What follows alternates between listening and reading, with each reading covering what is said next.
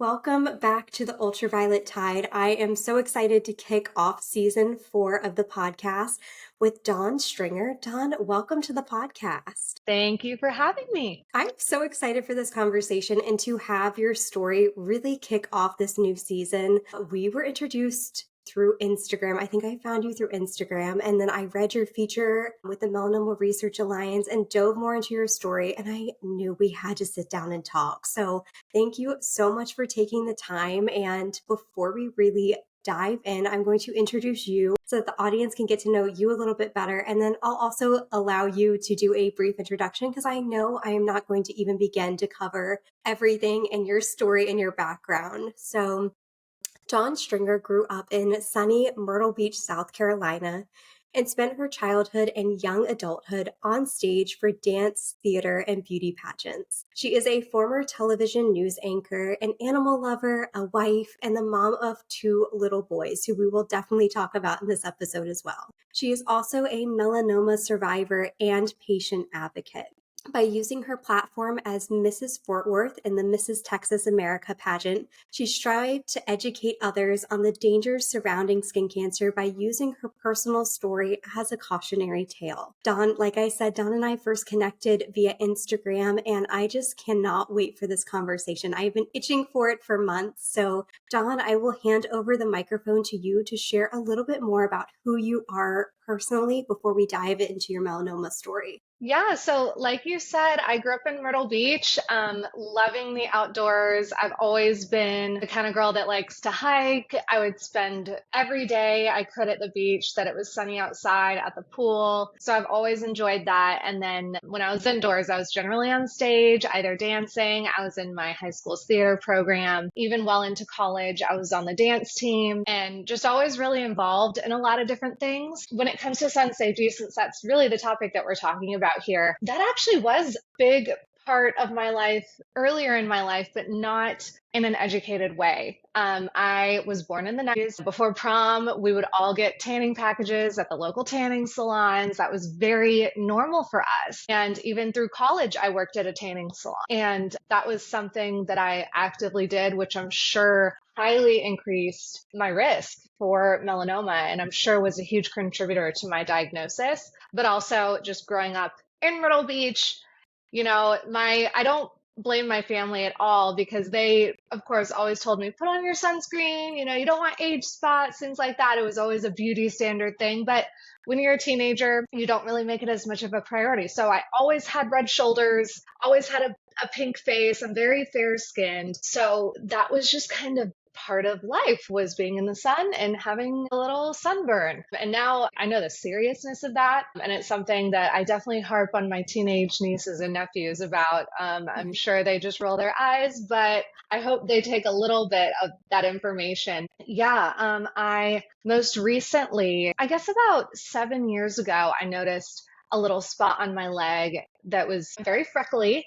And it was a freckle, and it just was a couple different colors. It didn't hurt. It wasn't like a big, fat, ugly spot or anything like that. But I always just thought that doesn't really look right.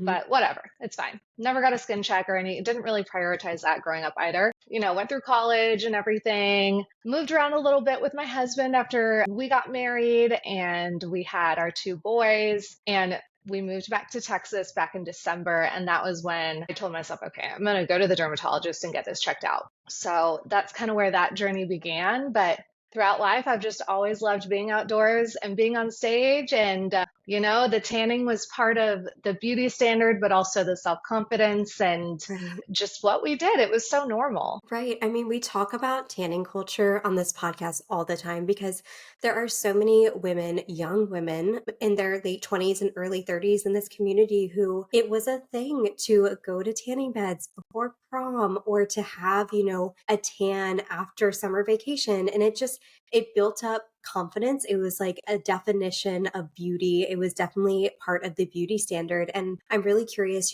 as part of pageantry too, if you felt pressure in your early pageant years to have that tan, especially when you're on stage. Well, yeah. The first pageant I ever did, I was a teenager, so I did a teen pageant. And yeah, I was getting my tanning packages before that pageant. That was part of the process. Get your nails done, go tanning. Now it's more of a spray tan culture, which I love a Yeah. good spray tan. I have one right now. So I'm thankful for that. And that was also part of that, but you were, as dark as possible. Hmm. So, yes, that was definitely part of that process.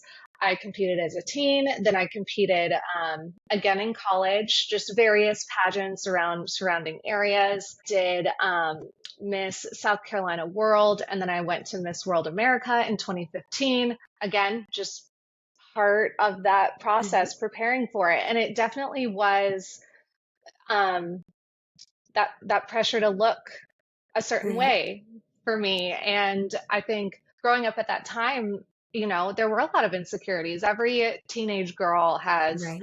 For sure. deep beauty insecurities, and it was something that made me feel good. I mean, I remember frying sometimes, like being so burnt after going in those tanning beds. But now, of course, I decided when I turned 30, I'm going to do a Mrs. Pageant. And I didn't get to it until I was 31 because I was super pregnant with my youngest. He just turned 1 Oh, this August. And yeah, that was something that I was able to talk to some of the girls about because now it's a little bit different. You have women with all different skin tones and they don't feel it as necessary to be dark. And if they are, we're all spray tanned.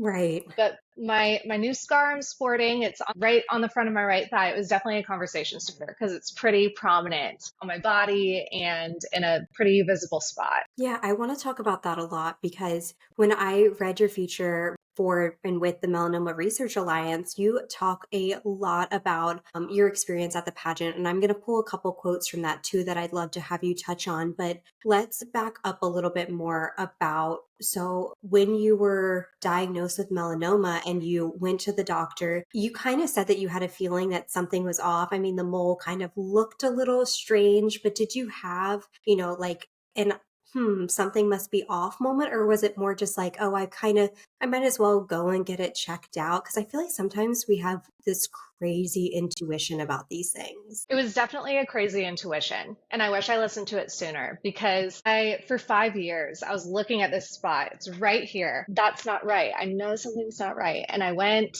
to the dermatologist. I honestly just never got around to it. You Right. call, and a lot of times they're a few months out, depending on where you live. We've lived in different states over the last 5 years. So, between moving, settling in, and then trying to get in, I just never got around to it. And then I did when I came here because I knew, okay, like I need to be healthy for my young children and for Right. my family. So this is a priority of mine. And my platform for the Mrs. Texas pageant is all about taking care of your mental and physical health. So it's like, who am I to preach this if I'm not doing it for myself? So I went Yeah. really to have a full body scan, but mostly I just wanted them to look at that. And Right. I probably would have had them take a biopsy, even if they didn't want to. You can with your dermatologist. They should tell you this, but if not, you can ask them to take a spot and have it sent to the lab, whether they think it's bad or not. If you're suspicious of it and it'll make you feel better, then they should do that for you. I know mine will. Yeah. But she looked at it and she said, I mean, she was professional about it, of course. She's not going to freak out and scare me, but she said that definitely looks like if it's not already, it's trying to do something bad. So let's take it and Right. send it to the lab. And I came home. I just kept telling my husband, I feel like it's not good. I Yeah. just have a feeling it's not good. And a few days later, they called and let me know it was melanoma. And at that point, a lot of people say it's just skin cancer. But Right. what you don't know is it can spread, get into your lymph nodes, get into your bloodstream, and then you're looking at really aggressive cancer treatments. Hmm. So this was in March and this year. So this was only about 5 months ago. I didn't know what to expect. Like, Yeah. okay, first it's surgery. That was the first thing they said. We need to schedule an incision to get it out. And that was not very fun. No. I was awake for that surgery and it wasn't painful. It's worth the outcome of not having cancer in your body, but they had to take a pretty large portion of my leg out. And now I have a pretty cool new scar. That part doesn't bother me at all. I think scars are part of our story. So, that's something I'm willing to sport, but there are resources, but you don't know where to go Right. once you have a diagnosis like that. So the first thing I did was just Google melanoma information, and MRA, the Melanoma Research Alliance, popped up. And I work for a US Department of Energy national lab. So when I saw that they fund research that's very similar to what happens where I work, so I really liked that. They do life-changing work and world-changing work where I work and also at MRA. And then also, if you're interested in an organization, charitynavigator.com is awesome for Okay. researching that kind of stuff. And they have like 100% rating. So that's always a good sign. Hmm. So I reached out to them, and the next month they had a patient, like social almost. It was a patient story swap.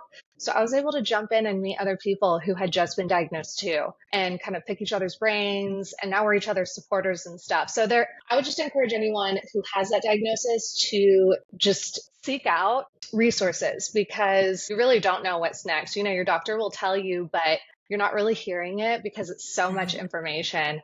You're having surgery, you're getting more biopsies, appointments and appointments. So it's a little overwhelming, but that helped me understand that, just the maintenance is extremely important. Now I have to go back every 3 months for a while. And then if I continue to pass my skin checks every 6 months, and then if I continue to pass those, I think they'll do every 6 months for a while because of the diagnosis, but then eventually I'll get to every year. Yeah. So that was kind of my journey after diagnosis. I love that you brought up the Melanoma Research Alliance because we love them. We are proud partners of the Melanoma Research Alliance, and we've actually had Stephanie Kaufman on the podcast and interviewed her. I've been to multiple of their patient exchange forums over the past couple of years because I'm based just outside of Washington, D.C., and they just do such a good job making you not feel alone. I don't know if you can recall when you got the diagnosis and you got the call, kind of all of the feelings that washed over you, but we hear stories all the time of people like, what am I supposed to do? Like, what am I supposed to do now? Like, I have this diagnosis. I started Googling, and a lot of the times we hear people pull up really scary things on Google. They don't always come across the Melanoma Research Alliance, but they come across statistics that are really, really scary. Yeah, I think you definitely should cautiously Google when I give that advice, but definitely listen to your dermatologist. And I encourage you to ask questions. But again, a lot of times you don't know what to ask when you're faced with this information that was shocking. You're kind of numb. Right. So definitely cautiously do your research. Maybe research something like melanoma support or organizations and things like that. I would encourage anyone to take their dermatologist advice and take action quickly, because survival rates are so much faster when you treat it quickly. And that was why they scheduled me to have surgery literally a week after my Wow. diagnosis. They want to get it out and they want you to address it immediately and not let it fall on the back burner of your life, because it could cost you your life. As scary as that is, I think it's important too to remember that our skin is our biggest organ. And if there's something wrong with it, we need to address it and protect it and fix it. Yeah. No, absolutely. I know sometimes people, when I talk to people about going to get skin checks for the first time, they're like, just, it seems so scary. And in my brain, I'm like, okay, I get it. It is scary because you don't know what to expect. Let's talk through what to expect. But in a way, I'm like, I don't want to tell you that the outcome could be so much scarier than the appointment if you wait, because this is something, melanoma and a lot of cancers, you got to catch them early. And I love that you talked earlier about basically being your own best patient advocate, talking about how if you feel like a spot is off, you can ask for it to get removed. And that's something that a lot of people don't know about, or maybe like through insurance and stuff, they're not sure how that would work out.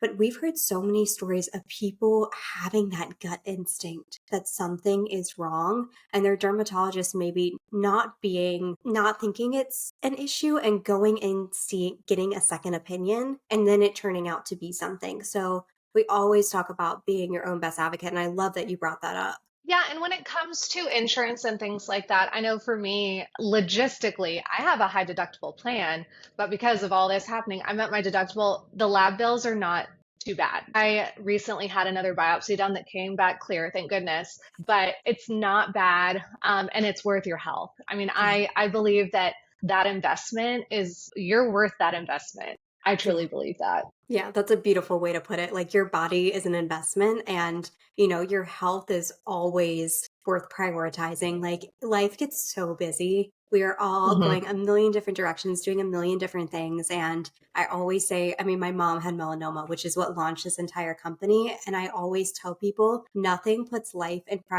like in you realize your priorities so quickly when someone in your family says the word cancer.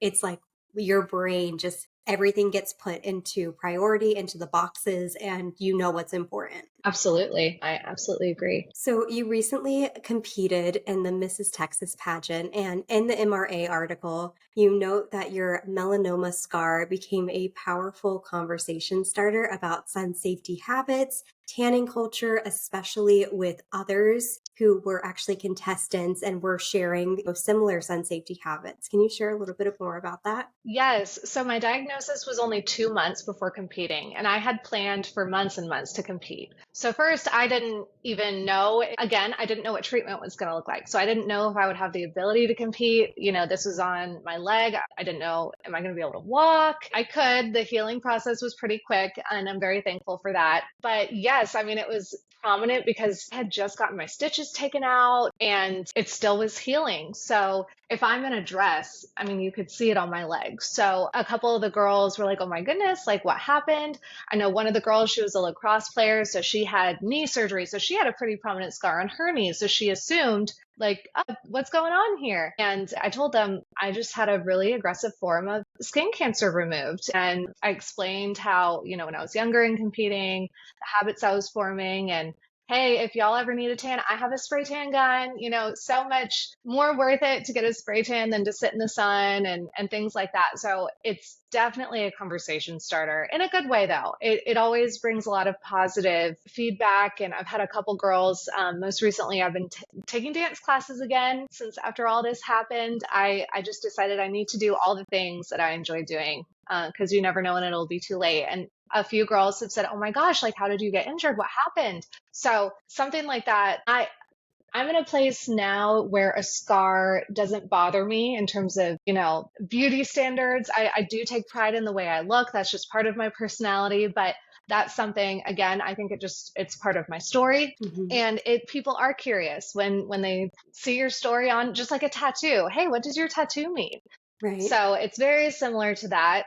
Um, and I'm always more than happy to share that experience with people. And I always leave them with, if you needed a sign to wear sunscreen, this Yes. is it.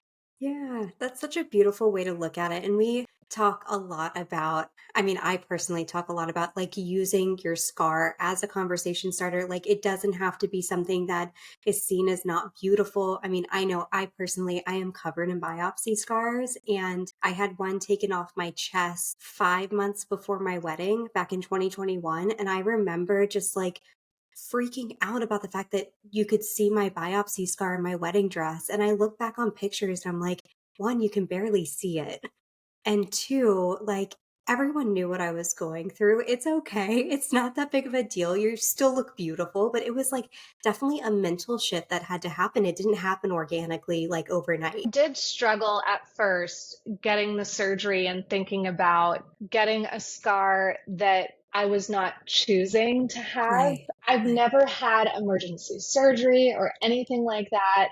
It's not like I was willingly having something done or anything like that. That's not something I've ever experienced. So I definitely did have a little bit of anxiety and I was pretty upset about, I didn't ask for this and I have to Right. decide which direction I want it to go. Right. I do struggle when things are out of my control, but that's just part of life and it's okay. It will be okay. Now I look down and I see it and my son, he'll like trace his fingers on it and stuff like that. And again, it's just part of my story. And I've been able to share positive things with other people because of it. And I'm excited to keep doing that. I love this one quote from the article that I had to pull because you said, I'm happy to be a cautionary tale if it means that more people will understand the seriousness of melanoma and the importance of sun safety. I love that quote. That's beautifully said. Yeah, when I was talking to Renee at the Melanoma Research Alliance, I was thinking this is such a cautionary tale, but that is something I'm willing to take on if it means someone will wear sunscreen this summer. Yeah.